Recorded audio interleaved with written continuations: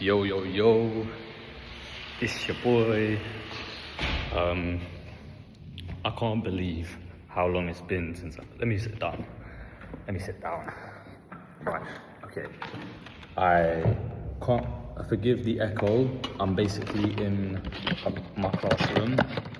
Update is that I'm a teacher now. A lot has happened. I haven't made a video in such a long time. But I've just had so much going on, working, moving, life is lifing.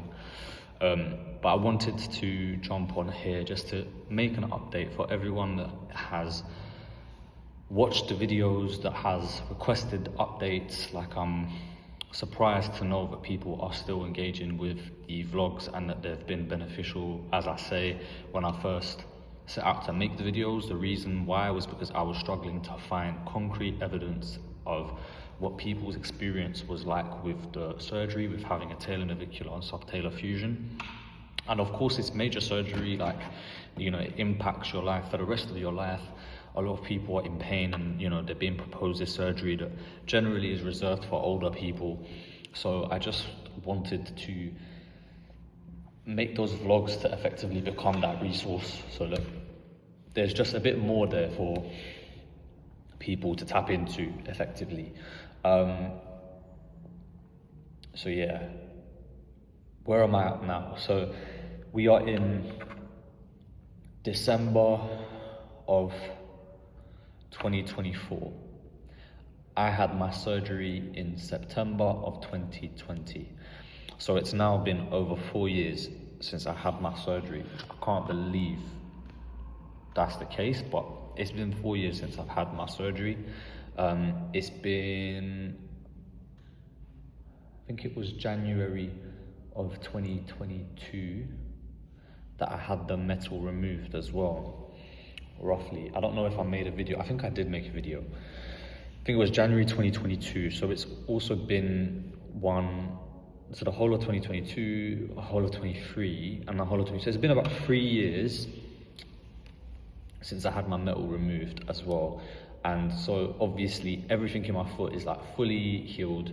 I can give a very accurate representation now, 4 years on, of actually what the prospects of the surgery are. And I'm just trying to prop my phone up actually, because I just can't get 1 minute.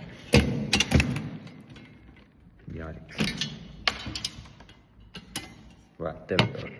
So obviously I'm at a place now where I can effectively talk about the surgery in holistically. Like, I can give a bit more information about the pros, the cons, what life is like afterwards. So I think in my last video, I was talking about the fact that I was kind of struggling a little bit with discomfort and a bit of like plantar fascia pain and stuff like that. Where I'm at now is that I'm a teacher now, and on a day-to-day basis, I'm running around school, I'm running to different parts of the campus, I'm teaching, I'm delivering, I'm up on my feet all day. And beyond that, like, I'm also able to go out with friends, I'm able to exercise. You know, I went to Greece about a month ago, and in Greece, basically, I went on like an 8-hour hike. So, you know, I'm able to live my life now in a way that I wasn't able to live before the surgery. I was in quite a lot of pain before the surgery. Chronic pain for pretty much all of my teenage years. Was pretty shit. But, you know, touch wood, everything is good now.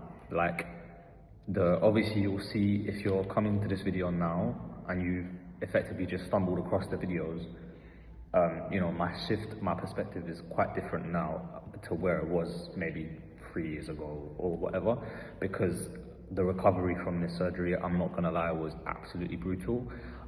It was a very difficult recovery. It was a very painful recovery. There were a lot of complications that I had, and I had so many times and moments where I was just like, this is not it, this isn't worth it, I made a mistake, blah, blah, blah.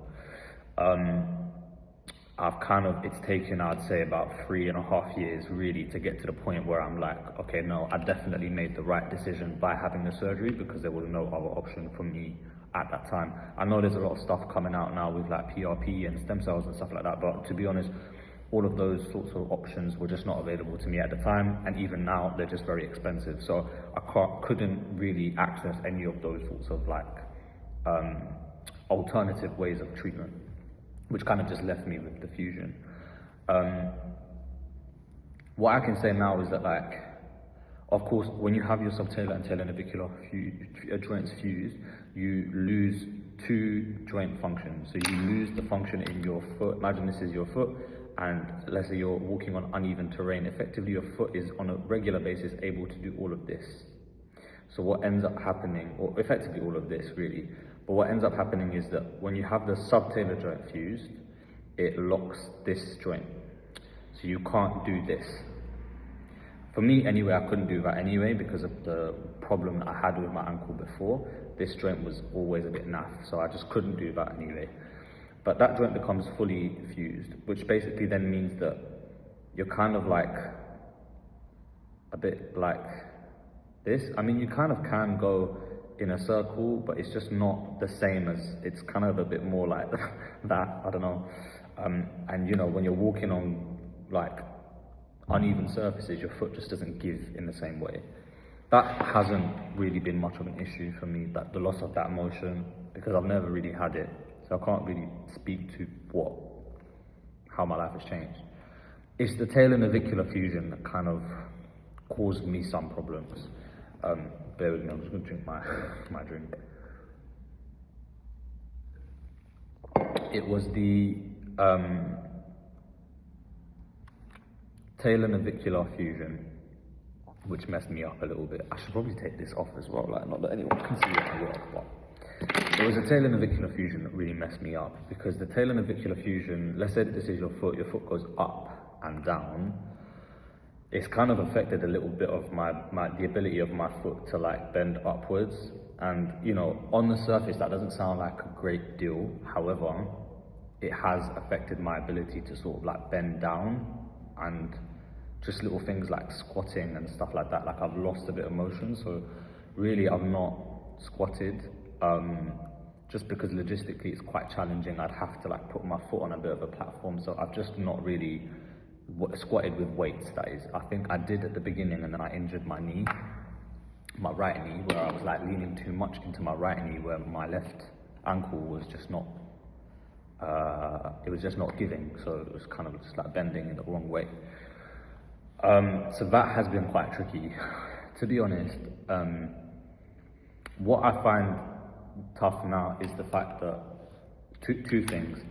My footwear has to be, so basically the surgery has been a success, but there's a few things to keep in mind if you're considering having this surgery like long term. One is that for the rest of your life you are going to have to be very strategic and careful with the footwear that you wear. So I can't really wear trainers with flat bottoms on them. So even things like Jordans, like Nike Jordans, we all love a pair of Nike Jordans, or we love a pair of Converses, but there's just no point in me wearing them, because if I wear them, by the end of the day, my foot, like all of the muscles in my foot is just so fatigued, it's so tired, it's very uncomfortable, it's very sore. It's not pain that it was before, but it was just very uncomfortable, and it's just not a pleasurable experience, and I can feel that pain and discomfort for the next couple of days. What I wear always are shoes that have like a rocker sole, and the principal reason behind this is that basically when you have your talanavicular and subtalar joint fused, because those joints are kind of like in the rear of the foot, like the back of the foot effectively, what ends up happening is that every time you walk and you put impact on your foot, the front of the foot, including all of the mid-foot joints, so let's say for example this is my ankle, this is where the fusion is, all of these joints over here, including the toes, they start to basically take on that added stress.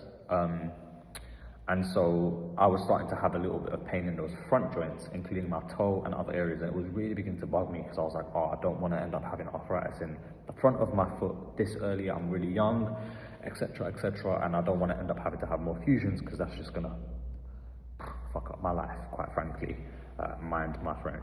So I did some research and basically found out that Rocker trainers, which I have been wearing since the surgery, but just have continued to wear and found good brands. Rocker trainers are, what they do is they effectively absorb some of that impact and put less pressure and energy return into the front of the foot. So the front of the foot isn't as kind of like overloaded by that impact as it would be with a flat shoe. And it's quite important if you're trying to preserve your joints long term. The people that have these fusions actually really wear Rocker sole trainers like on a day-to-day basis, just because it's going to protect and provide longevity to your foot. So for example, at work, I can't wear formal shoes. Maybe at a wedding, like once in a while I can wear them, but like on a day-to-day, I know these are absolutely ugly. They're so naff, but if you look at this trainer, if you look at this shoe, it's a Rocker shoe. So what happens is, as you walk, it kind of glides. It's very, very like a bouncy, I don't know if you can see, but it's a very, very like bouncy material, and it just provides a lot of like cushioning and bounce, and it really, really helps me. My quality of my foot and just comfort is much better. When it comes to training, I opt for Hokas. Hokas are very, very good. Probably the most comfortable that I've worn so far. I have a pair of On Clouds. Waste of time if you have a subtalar talonivicular fusion. Even though the shoes give a lot of energy return, they're far too stiff and they don't provide that plush cushioning that you need if you have a fusion. I'm looking into the Asics Nova Blast because I think they're also a really good choice. So I might invest in a pair of those when I have money, because I've spent way too much money recently. But that would be that. What else? So that's number one. Number two is that you really have to don't do what I do, which is effectively you need to be really proactive with the rehab side of things. So strengthening the muscles, doing a lot of exercise. I've developed a bit of plantar fasciitis in the ankle because where I've lost the range of motion, everything just becomes tight. So my calf has become very tight. As a result of the calf tightening, my tendons become tight and stiff. When that has become tight and stiff, that causes like pinching and then plantar fasciitis in the ankle. So you really have to be, and you can deal with that if you're proactive. You strengthen the ankle, you do a lot of like rolling, massage gun therapy, you train and you strengthen and you do exercise every day, it's fine. I've not been doing that, although I just recently made a gym membership, so I'm hoping that, you know, on a day-to-day basis, I'll start doing this stuff a bit more. So that is kind of the update there. It has just been a roller coaster 5 years for me, not just with my surgery, but with my personal life as well. And I think and to be honest, on reflection, I really hope that if you're seeing this video now, that you see it in context, that the period at which I was having the surgery was just a very, very difficult time for me personally. I was kind of like, you know, we were in the clutches of COVID. My parents had a crazy divorce. I lost my home. I had to have surgery again because there were complications. I was in my last year of university. I moved home pretty much 3 times over the last 4 years. I've moved house, and so and then financial difficulties, and then trying to find a job and get stability. So a lot of the kind of like emotion and passion that's coming through when I'm talking about my experiences is definitely coming through the lens of perhaps a bit of like a personally challenging period of my life, whereas now I can look back and say that actually, if I was in a bit more of a stable place, if I had more support from my family, if I had parents that were able to look after me and I wasn't so kind of like alone and isolated, that, you know, perhaps my experience of the recovery would have been different. It would have been easier. But, you know, every sort of input and insight that I gave was always coming through a reference point of a very, very tumultuous and like volatile personal circumstances. So that's something to keep in mind. I would say that if you have a good support system around you, if you have good mental health and you've had a healthy upbringing and you've got family and friends that love you and you've got parents or children or people around you that are going to support and be able to like look after you, especially in the first few months after surgery, I think the experience is going to be quite different to the experience that I had. And to be completely honest with you, I'm of the opinion that a lot of the challenges that I had with my recovery were shaped by the stress that I was dealing with at the time, because all of that stress would have negatively impacted my recovery. But, you know, as now I can say that I'm glad I had the surgery. It has improved the quality of my life. I can't run, I don't run.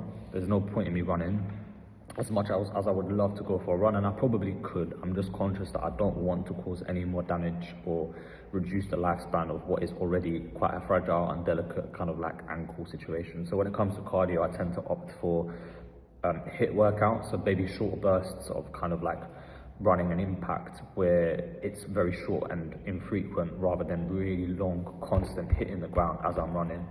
Or I'll cycle or I'll swim. That's kind of like it when it comes to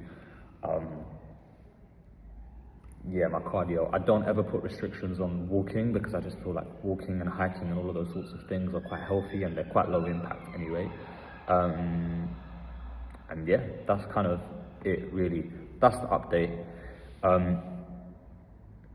Yeah, I don't really know what else to say. Like I feel like this kind of like seizes and commences, or like kind of wraps up everything with regards to the ankle fusion. Like as always, if you have any questions, please let me know. I'm happy to chat. I recently just spoke with a really cool researcher who's like thinking about having a surgery and stuff like that. And like I'm always here, like always happy to help. You know, like if this information is not enough and you still have more questions, just please let me know and like we can talk about it. Absolutely fine to do that. So yeah, juices, take care of yourself, peace and love.